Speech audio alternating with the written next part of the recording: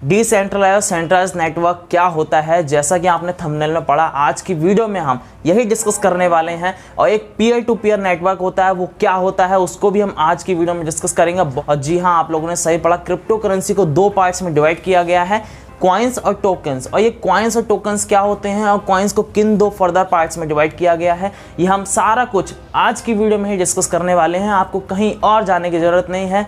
So I am Vaibhav Bhardwaj and let's get back to the white board.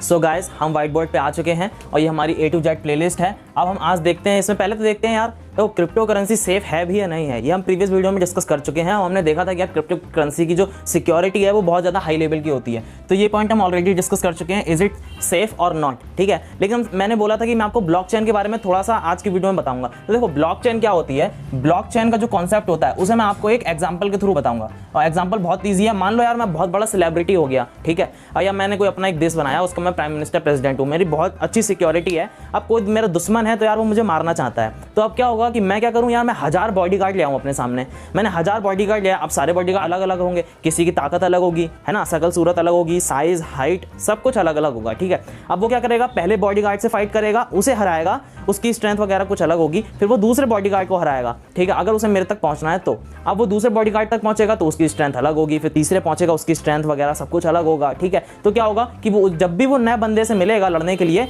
हर किसी की identity क्या होगी, अलग अलग होगी, उसकी स्ट्रेंथ वगैरह क्या होगी, सब कुछ अलग अलग होने वाली है। यानी कि वो जब भी नए बंदे से मिलेगा तब वो फेस करेगा कि यार मैं किसी नई चीज से मिल रहा हूं, है ना। तो ऐसा ही सेम ब्लॉकचेन का कॉन्सेप्ट होता है। इसमें क्या आता है कि यार बहुत सारे ब्लॉक्स होते हैं, ठीक है। ब्लॉक्स कितने होते हैं यार, मैं आने वाली वीडियो में एक डिटेल में ब्लॉकचेन के ऊपर वीडियो बनाने वाला हूं, तो मैं आपको उसमें डिटेल में समझा दूंगा, क्योंकि इसमें एक कॉन्सेप्ट आता है 2 to the power 256। तो वो क्या होता है वो मैं आपको आने वाली वीडियो में ही बताऊंगा, जब मैं ब्लॉकचेन को डिटेल में डिस्कस करूंगा तब। तो इसमें बहुत सारे ब्लॉक्स होते हैं और उन सब का पासकोड जो है वो अलग अलग होता है। तो यार मुझे अगर किसी का जो वॉलेट है उसको हैक करना है, क्योंकि हैकर्स वगैरह बहुत होते हैं, तो अगर वो किसी का वॉलेट हैक करना चाहते हैं तो उन्हें क्या करना पड़ेगा, सारे ब्लॉक्स का पासकोड को ब्रेक करना पड़ेगा। अब यार मैं एक ब्लॉक का पासकोड जैसे तैसे जान लूंगा, मैं उसे ब्रेक करूंगा। अब मैं जब भी नए ब्लॉक से मिलूंगा और जितने भी बाकी के ब्लॉक्स हैं उन सब का पासकोड क्या होगा, चेंज हो जाएगा, अपने आप चेंज हो जाएगा। अब मैं जब दूसरे ब्लॉक का पासकोड पता करूंगा जैसे तैसे बहुत मेहनत करके, मैं उसे ब्रेक करूंगा तो बाकी के जितने भी हैं ब्लॉक्स उन सब का पासकोड क्या हो जाएगा, ऑटोमेटिकली चेंज हो जाएगा। तो यार इसमें इतने सारे अरबों खरबों ब्लॉक्स हैं कि मैं उनको कभी भी उन सब का पासकोड जान ही नहीं पाऊंगा, उन सबको कभी भी मैं ब्रेक कर ही नहीं पाऊंगा, किसी का वॉलेट कभी भी मैं हैक कर ही नहीं पाऊंगा ऐसे। तो इसीलिए इसकी सिक्योरिटी जो है बहुत हाई लेवल की होती है। ये बेसिकली ब्लॉकचेन का पीछे का कॉन्सेप्ट है। अब हमने पहले देख लिया कि यार क्रिप्टो करेंसी जो है उसकी जरूरत क्यों पड़ी थी। देखो सेफ तो बहुत ज्यादा है क्रिप्टो करेंसी, अब उसकी जरूरत क्यों पड़ी थी कि यार देखो जो ट्रेडिशनल वे था मनी का, क्योंकि देखो तुमने एक चीज और देखी होगी कि गवर्नमेंट जो है वो बहुत ज्यादा हमें इन्फोर्स कर रही है कि यार मेरे ऑनलाइन ट्रांजैक्शन करो, है ना। ऑनलाइन ट्रांजैक्शन का जमाना आ गया। क्यों आ गया, क्योंकि गवर्नमेंट को यार खुद ही पता है कि ऑनलाइन ही सारा कुछ होने वाला है आने वाले समय में। इसीलिए देखते हैं यार जो ट्रेडिशनल मनी का सिस्टम था वो ज्यादा सिक्योर नहीं था, वो हमने प्रीवियस वीडियो में देखा है। इसीलिए हमें क्रिप्टो करेंसी जैसी किसी इलेक्ट्रॉनिक मनी की जरूरत पड़ गई थी और उसको हमने प्रीवियस वीडियो में डिस्कस कर लिया। आप ये वीडियो जाके देख सकते हैं आई बटन पर क्लिक करके। आप समझते हैं आज की वीडियो क्या है, डिसेंट्रलाइज सेंट्रलाइज नेटवर्क के बारे में डिस्कस करते हैं। तो यार ये क्या होता है, इसमें मैंने देखो व्हाइट बोर्ड देख के डरना मत, मैंने बहुत कुछ लिख दिया, लेकिन मैं आपको धीरे धीरे सब समझा दूंगा। आप समझते हैं कि पहले डिसेंट्रलाइज क्या होता है। तो यार देखो डिसेंट्रलाइज का मतलब बहुत सिंपल है, जहां पे गवर्नमेंट का इंटरफेयर ना हो। आगे समझते हैं सेंट्रलाइज क्या होता है। तो डिसेंट्रलाइज हमने पहला पॉइंट डिस्कस कर लिया, गवर्नमेंट कैन नॉट इंटरफेयर, ठीक है। अब देखते हैं सेंट्रलाइज क्या होता है, where government can interfere. Okay, ये मैंने गलत थोड़ा लिख दिया है, यहाँ पे कैन नॉट होगा और यहाँ पे कैन होगा। तो सेंट्रलाइज्ड में क्या होता है, गवर्नमेंट कैन इंटरफेयर, मतलब गवर्नमेंट अपने रूल्स रेगुलेशंस को अप्लाई कर सकती है। अब समझते हैं यार मेरे जो ट्रेडिशनल वे है, जैसे इंडियन रुपीज हैं या यूएस डॉलर्स हैं, कुछ भी है, वो क्या है, वो सेंट्रलाइज्ड मनी है। अब सेंट्रलाइज्ड मनी कैसे है, क्योंकि गवर्नमेंट का उस पर पूरा हक है। हमने देखा था कि यार 500 1000 के नोट बैन हो गए थे, 500 2000 के नए नोट आ गए थे, तो क्या था भाई, गवर्नमेंट का उसके ऊपर पूरा हक था, रूल था, तभी तो उसने बैन किया और नए नोट्स बना दिए। तो ये क्या था, ये सेंट्रलाइज्ड मनी थी। लेकिन डिसेंट्रलाइज्ड बहुत इंपॉर्टेंट है, क्योंकि उसमें गवर्नमेंट का इंटरफेयर नहीं होता है। तो भाई किसका रूल होता है फिर उस पे यूजर्स का रूल होता है, ठीक है। यूजर्स का कैसे होता है यार, देखो जो भी उसे खरीद रहा है, जैसे क्रिप्टो करेंसी जो भी खरीद रहा है, वही लोग, सारे लोग मिलकर उस मनी को कंट्रोल करते हैं, उसका प्राइस अप जाएगा डाउन जाएगा, गवर्नमेंट से मतलब नहीं है कोई भी। अब यार ये जो डिसेंट्रलाइज्ड है, ये एक कॉम्प्लेक्स कॉन्सेप्ट होता है P2P नेटवर्क। अब P2P नेटवर्क क्या होता है ये मैं आपको आने वाले समय में बता दूंगा, क्योंकि यार इसको बताने में ही बहुत ज्यादा टाइम लग जाएगा, ठीक है। तो इसे मैं अभी के लिए स्किप करता हूं, क्योंकि मुझे आगे चल के कॉइन और टोकन्स के बारे में भी इस वीडियो में बताना है। अब समझते हैं यार इसको एक एग्जांपल के थ्रू कि ये कैसे समझ सकते हैं। आप किसी की सैलरी है, 2 बंदे हैं, उसमें से एक 2 लाख रुपए पर ईयर कमा रहा है और दूसरा 10 लाख रुपए पर ईयर कमा रहा है। अब समझते हैं यार ये जो मनी है ये क्या है, ये पूरी की पूरी डिसेंट्रलाइज्ड है। डिसेंट्रलाइज्ड कैसे है, गवर्नमेंट के रूल्स होते हैं कि यार आपकी इनकम अगर 5 लाख से ज़्यादा है, ऐसा कुछ रूल होता है कि 5 लाख से ज़्यादा है तो आपको टैक्स पे करना पड़ेगा। लेकिन इसमें तो 5 लाख से कम है, 2 लाख है, यानी कि ये सारी की सारी मनी आपकी है, आप इसे जहाँ चाहे वहाँ लीगल काम में खर्च कर सकते हैं। लेकिन अगर हम बात करें आपकी मनी क्या है, 10 लाख है, यानी कि 5 लाख से ये ज़्यादा हो गई। तो अगर 10 लाख है तो यार क्या हो गया, आपको इसमें टैक्स पे करना पड़ेगा, यानी कि गवर्नमेंट का उस मनी पे हक है जब तक आप टैक्स पे नहीं करते हो। तो यानी गवर्नमेंट का हक है, तो यानी क्या हो गई, सेंट्रलाइज्ड हो गई। लेकिन मान लो अब आपने टैक्स पे कर दिया और फॉर एग्जांपल आपने 1 लाख रुपए टैक्स पे किया, तो आपके पास कितने बचे, 9 लाख रुपए बचे। अब वो 9 लाख पूरे के पूरे किसके हैं, आपके हैं, ठीक है। अब आप उसे जिस चाहे उस लीगल काम में खर्च कर सकते हो। तो अब वो क्या हो गई मनी, वो अब हो गई डिसेंट्रलाइज्ड, क्योंकि डिसेंट्रलाइज्ड का मतलब क्या था, वहां पे गवर्नमेंट का कोई इंटरफेयर नहीं रह गया। तो क्या हो गया यहाँ पे C+D, यानी कि ये क्या हो गई, C+D हो गई, और ये क्या हो गई, केबल और केबल D हो गई, यानी कि डिसेंट्रलाइज्ड। तो ये बहुत आसानी से आप लोग सैलरी के एग्जांपल के थ्रू समझ गए होंगे। अब पहले इस सब को डिस्कस करने के बाद में अब हम पहुंचते हैं सीधे कि भाई क्रिप्टो करेंसी को किन 2 पार्ट्स में डिवाइड किया हुआ है। तो गाइस अब हम लोग आ चुके हैं कि क्रिप्टो करेंसी को किन 2 पार्ट में डिवाइड किया था, देखते हैं क्या है। क्रिप्टो करेंसी को बेसिकली 2 पार्ट्स में डिवाइड किया था, कॉइन्स और टोकन्स। अब ये 2 पार्ट क्या होते हैं यार, देखो बहुत सिंपल सा कॉन्सेप्ट है कि यार जो भी सब हम जानते हैं, हम क्या कहते हैं, क्रिप्टो करेंसी का पार्ट है। क्रिप्टो करेंसी में क्या आता है, देखो 2 चीज़ें आती हैं, वो आप लोगों ने बहुत कम सुनी होगी, कॉइन्स और टोकन्स। अब यार ये कैसे डिफर करती हैं, इस सब को मैं अभी बताऊंगा। देखो कैसे, पहले तो यहाँ पे बैरियर लगा देते हैं, अब समझते हैं। जो कॉइन होता है वो बहुत सिंपल वे में हम डिफरेंशिएशन इसका करेंगे। कैसे, कॉइन्स अपनी खुद की ब्लॉकचेन बनाता है, जैसे मैंने बताया था ना पहले कि बहुत सारे ब्लॉक्स होते हैं, जैसे मैं सेलिब्रिटी हूँ, मेरे आगे 1000 हैं बॉडीगार्ड, समझ रहे हो, वो वाला एग्जांपल। तो इसकी खुद की ब्लॉकचेन होती है, ये अपनी खुद की ब्लॉकचेन बनाता है, ठीक है। और ये टोकन क्या होता है, ये इनकी ब्लॉकचेन ले लेता है, इनने जो भी बनाई है मेहनत करके इनकी ब्लॉकचेन लेगा और अपना एक कुछ बना देगा, उसी को क्या बोल दिया इनने, टोकन बोल दिया।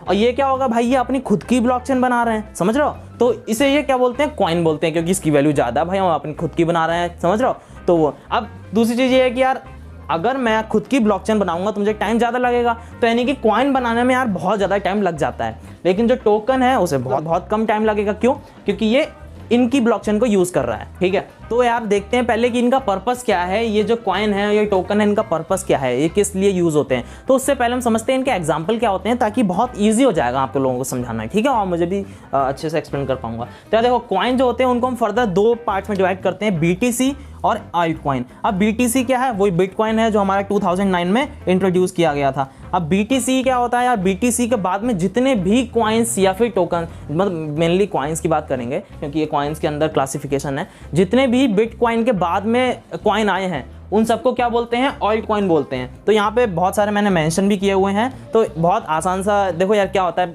इथीरियम बाद में आया, डॉज कॉइन बाद में आया, Namecoin, Peercoin, altcoin, मतलब ये altcoin, Litecoin, Neo, Tron, ये सब क्या है, ये सब ऑल्ट कॉइन ही है हमारे, ठीक है, क्योंकि ये बिटकॉइन के बाद में ये सारे कॉइन्स इंट्रोड्यूस हुए थे और इनकी खुद की ब्लॉकचेन है, सबसे बड़ी चीज़ ये है, ठीक है। अब ये सब इंट्रोड्यूस हो गए हैं क्योंकि इन्हीं की ब्लॉकचेन्स को यूज़ करके जो टोकन बनाए जाते हैं। और मेन इसमें क्या होता है, इथीरियम ब्लॉकचेन। यार इथीरियम ब्लॉकचेन का बहुत ज़्यादा यूज़ होता है, क्यों यूज़ होता है, ये इसके पीछे भी कॉन्सेप्ट है, बहुत सिक्योर वगैरह है इसकी, और इसके फंडामेंटल्स बहुत ज़्यादा स्ट्रॉन्ग हैं, ये सब इसके पीछे रीज़न है। तो जितने भी आप टोकन्स देखोगे मेनली मतलब 100% में लगभग 70% में जो ब्लॉकचेन होती है वो इथीरियम की ब्लॉकचेन यूज़ होती है, बहुत ज़्यादा इंपॉर्टेंट चीज़ है ये, ठीक है। अब समझते हैं कि यार टोकन क्या है, टोकन के एग्जांपल देखते हैं, उसके बाद समझते हैं कि इनका सबका पर्पस क्या है। यार टोकन के भी बहुत ज़्यादा एग्जांपल हैं, music coin, VNB, WF, VNB क्या है, बाइनेंस की है, WX क्या है, वजीर एक्स की है, फिर आपका V पावर, सिविक, ऐसे बहुत सारे एग्जांपल हैं जो सब क्या है, टोकन्स हैं। मेनली आप मार्केट में देखोगे तो 80% से भी ज़्यादा आपको टोकन्स मिलेंगे, केवल 20% या उससे कम आपको कॉइन्स मिलेंगे। क्यों? क्योंकि इसमें खुद की ब्लॉकचेन बनानी पड़ती है और इसमें टाइम बहुत ज़्यादा लग जाता है, समझ रहे हो, इसलिए आपको मोर देन 80% आपको टोकन ही मिलेंगे इस क्रिप्टो करेंसी के अंदर, ठीक है। अब समझते हैं यार इन सब का पर्पस क्या है। क्यों? देखो कॉइन्स का सिंपल एक पर्पस है, उसके अलावा आपको कहीं और जाने की जरूरत नहीं है, और इसमें बहुत सारे पर्पस है। तो बहुत सिंपल कॉन्सेप्ट है। देखो यार, इसका एक पर्पस क्या है, कॉइन जो है वो सिंपल मनी की तरह होता है। जैसा आपकी करेंसी है इंडियन रुपीस, डॉलर, जैसे आप उसको यूज करते हो कुछ खरीदने में, बेचने में, या किसी भी चीज में आप मतलब उसका यूज करते हो, सेम, यानी कि coin serves as the same purpose as money. जैसा मनी का पर्पस है वैसा ही कॉइन का पर्पस है, जैसा आपका इंडियन रुपीस वगैरह का है। अब टोकन्स पे बात आते हैं। यार यहाँ पे बहुत घपलेबाजी है, क्या है देखते हैं। यार इसमें हर चीज का अलग अलग पर्पस निकल आता है, समझ रहे हो, इसलिए मार्केट में 80% से भी ज्यादा टोकन्स का मतलब टोकन्स बन रहे हैं। अब समझते हैं यार टोकन्स का क्या है पर्पस, देखते हैं। बहुत आसान है। यार म्यूजिक कॉइन आया, म्यूजिक कॉइन देखो यहाँ पे कॉइन है लेकिन ये है एक टोकन ही, ठीक है, इसको आप मिस इंटरप्रेट मत करना। म्यूजिक कॉइन एक प्लेटफॉर्म है, वहाँ पे क्या है, सॉन्ग्स वगैरह सुने जाते हैं, वीडियोस वगैरह, सॉन्ग्स स्ट्रीमिंग वगैरह होती है, वो सब आप म्यूजिक कॉइन के थ्रू बहुत आसानी से कर सकते हो, आपको डिस्काउंट भी मिल जाता है, ठीक है। ये इसका पर्पस हो गया। बीएनबी क्या है भाई, बाइनेंस का टोकन है। ये क्या है कि एक बीएनबी प्लेटफॉर्म है, मतलब बाइनेंस एक प्लेटफॉर्म है, बहुत वर्ल्ड फेमस है, एक बेसिकली एक्सचेंज है वो, ठीक है, ऐप है। और उस पर आप क्या करोगे, अगर इससे ट्रेडिंग करोगे तो आपको बहुत ज़्यादा डिस्काउंट मिलेगा, 50% से भी ज़्यादा ये कमीशन जो है वो कम कर देते हैं। यानी कि आपको अगर 100% कमीशन लग रहा है तो ये केवल 50% ही लेते हैं कमीशन आपसे, अगर आप बीएनबी के थ्रू ट्रेडिंग करोगे वहाँ पे। ऐसे WRX क्या हो गया, WRX भी एक प्लेटफॉर्म है। क्या वजीरएक्स भी एक एक्सचेंज है, ठीक है, उसकी अलग प्लेलिस्ट बन चुकी है, आप देख सकते हो ये। अब उसमें क्या है कि आप वजीरएक्स के थ्रू करते हो, आपका और कमीशन कम लगता है, ठीक है।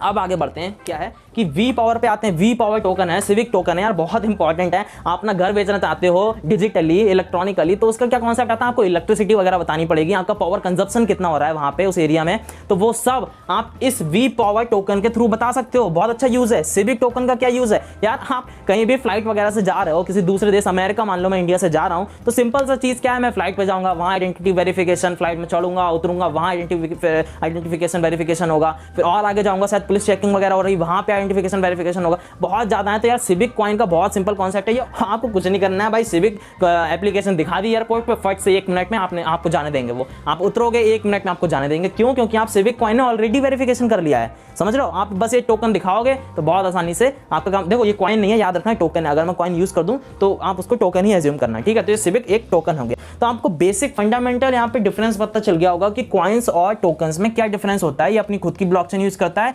ये इनकी यूज कर लेता है, चुरा लेता है, समझ रहे हो, यूज कर लेता है वो, लेकिन वो सब लीगल होता है काम, ठीक है। अब यार इसमें बहुत सारे आगे कॉन्सेप्ट आते हैं, सिक्योरिटी टोकन, इक्विटी टोकन, बहुत सारे अलग अलग तरीके के टोकन है। और यहाँ पे ICO IPO का कॉन्सेप्ट आता है यार, जो जितने भी देखो ICO के अंदर मेनली 90% से भी ज्यादा सिक्योरिटी टोकन बनते हैं। वो सब क्या कॉन्सेप्ट होता है वो मैं आपको आने वाली वीडियोस में बता दूंगा, अगर मुझे समय मिलेगा तो। अभी वीडियो के लिए इतना ही रखते हैं क्योंकि वीडियो बहुत ज्यादा लंबी हो जाएगी। और आई होप आप लोग ये कॉन्सेप्ट समझे होंगे। इस वीडियो को लाइक कर देना अगर आपको ये सारा कॉन्सेप्ट पसंद आया होगा। अगर आपको ऐसा कंटेंट देखने में मजा आता है, आपको अच्छा लगता है, तो आप इस चैनल को सब्सक्राइब कीजिए और बेल आइकन को क्लिक कर दीजिए। आई होप आपको ये सब कॉन्सेप्ट समझ में आया होगा। मिलते हैं नेक्स्ट वीडियो में। सो आपका भरोसा हमारे लिए एक कॉन्फिडेंस को बूस्ट करता है और ऐसे ही मोटिवेशन लाता है कि हम ऐसा और कंटेंट आपको प्रोवाइड कराएं। सो मिलते हैं नेक्स्ट वीडियो में।